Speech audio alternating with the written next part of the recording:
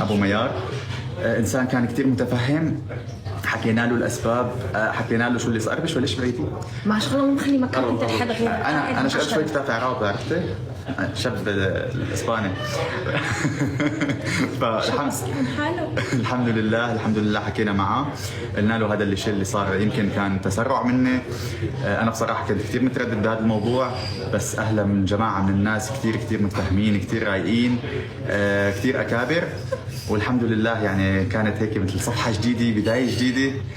وبقدر اقول لهم هلا امبارح زاهر اجى لعنا على البيت، حكى مع بابا وعمل كل شيء. اكلت كاميرا. هلا الشهاده انسحبت، كنت مستعجل بس بدي اشوفها. الله عليك اشعث لي بدني. والله اكلت كاميرا فيها يمكن نقطتين وفيها يمكن شيء 800 يورو وسحب شهاده، فاي حدا بده يشيل عني قولوا لي، تواصلوا معي الخاص.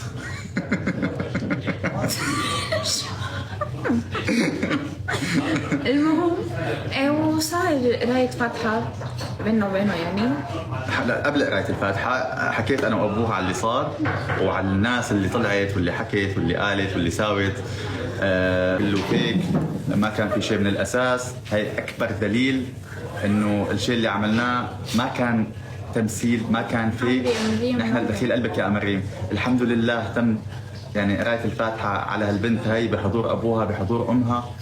هاي كلمة للناس اللي كانت عم بتقول حب من طرف واحد، هاي كلمة للناس يلي كانت عم بتقول بهدلتك ما بعرف شو كذا. نحن بنتناقر كثير يا جماعة، مثل ما شفتوا من شوي، إذا على الصورة بنتناقر مين بس الفرق بيننا وبين باقي العالم إنه نحن عالم عفويين، وعلى الكاميرا مثل ما نحن بالواقع.